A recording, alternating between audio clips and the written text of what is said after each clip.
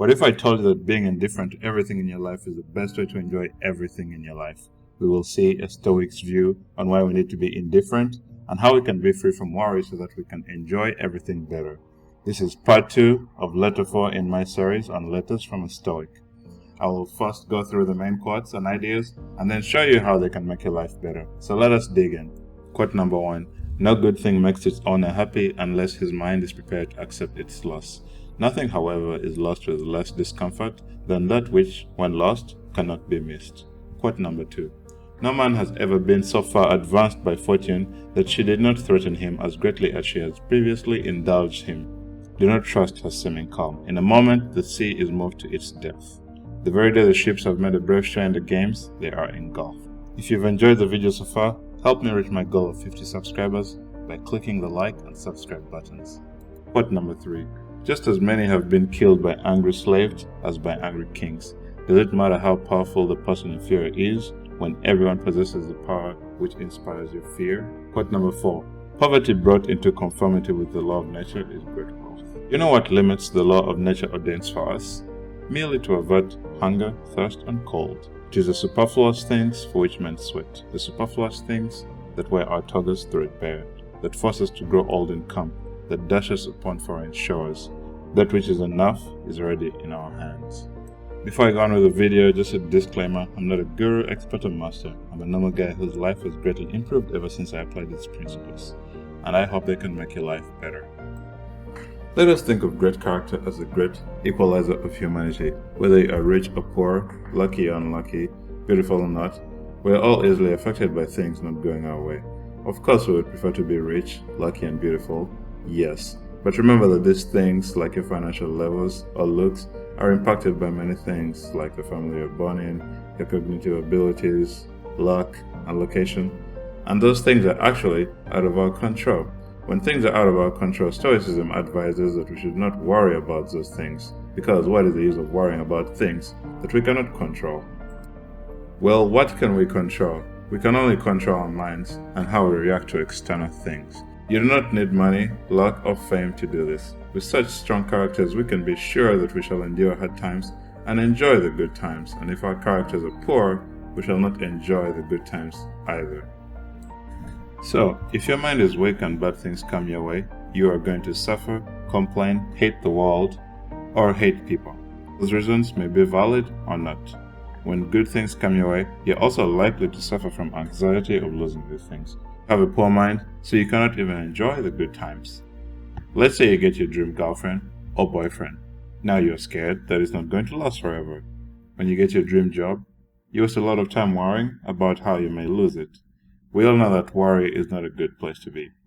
Maybe you achieved great status and now you're a celebrity, something you consider good. Now you must suffer with lack of privacy, and anything you do is going to be scrutinized by everyone. You are not enjoying your celebrity status, but at the same time, you are not enjoying your non-celebrity status. What the hell? You cannot enjoy either side of the coin, so what can we do for you? In that case, we can see that with poor minds or weak minds, we are likely to always suffer. So the goal is to get strong characters so that when bad times come, we can endure them. When good times come, we can enjoy them. Quote number 2 talks about us not trusting fortune.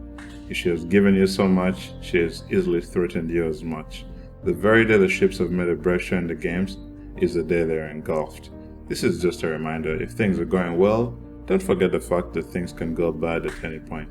Now, this is very scary to many people, but we would not be worried if we're Stoics, because if we develop strong character, then even the bad times, if they come, we shall be very well prepared for them. In the same way, if bad times are happening to you right now, you should know that at any point those bad times can end, and then that if you have a good and strong character, you will endure the good times when they do come.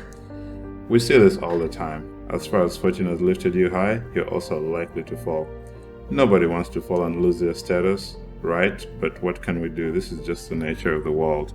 Let's say that now you're the richest among your friends and family and everybody is looking up to you, something which must feel great. Reflect that a recession can just come and wipe away all your money, so we declare that a recession has the power of life and death over you. A hurricane can come and take away all your real estate property, So you can also declare that weather has the power of life and death over you. Another example is if someone is going to get married to their dream spouse, and now maybe all their girlfriends are very envious of how things are going well for that person.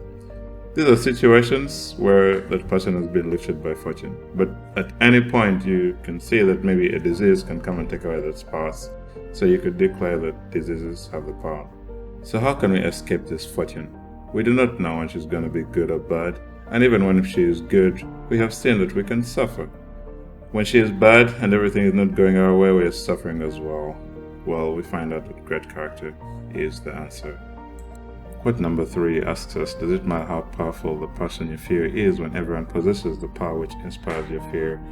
So let's look at it like this. Everyone around us possesses the power over our death. And that is kind of true. Let's say I am scared of being killed by terrorists, and I wouldn't want that. But at the same time, I'm actually more likely to be in a car accident that kills me, a car accident from a 16-year-old. So you can argue that that 16-year-old has power over my life. We may fear terrorists like ISIS, but there are so many other things that are more likely to end our lives. So does it matter how powerful the people we fear are, yet there are so many other things which have the same power over our lives and are more likely to injure us than those things which we fear? For example, a snake is actually more likely to bite you and kill you than actually you being killed by terrorists. Now, of course, this varies from place to place, but the main message is that we should be worried about neither. So while we may be very fearful of the powerful people who can destroy our lives, we should also think that in most cases, all other people around us are actually even more dangerous and more powerful than those people that we fear. Quote number 4 talks about the fact that nature asks us for very little, just to stop being hungry, thirst, and cold. But then we realize that it is a superfluous thing, the most useless thing that we fight for, that make our clothes wear out, that force us to grow old, that stress us out, that make us go to foreign lands. But we should realize that that which is enough is actually already in our hands. We humans have 5 basic needs: food, water, clothing, sleep, and shelter. This is actually all we need to survive. Now, of course, this may seem harsh if you come from a first world country, but if you look at most people in the world, we live very superfluous lives compared to them. Now, of course, there are people in the world who have trouble meeting basic needs like food, shelter, and sleep, and that is something we must work hard to combat. But the main message here is that in most parts of the world, we can easily meet our physiological needs of sleep, food, water, clothing. Now, of course, we will all want the higher needs in the hierarchy of needs, like self-esteem, love, security, employment, and self-actualization. If you think about it, most of the things we cry for are actually unnecessary things in life. You do not need them to live a good life, and you don't need them to have a strong mind. We cry for vacations, movies, books, new cars, new clothes, and parties. The things which we used to call luxuries have now become necessities because we are so used to them. The main message is that most of us are not poor. We can afford our basic needs, and it is the unnecessary things that cause us the most pain.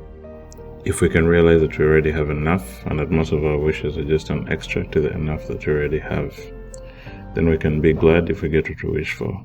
If we do not get it, we will be content with what we already had. As Seneca says, contented poverty is an honorable estate. It's not the man who has too little, but the man who craves more, but is poor. Thank you for watching. If you like this video, please like it and subscribe to the channel, and also check out my other videos. Have a good day.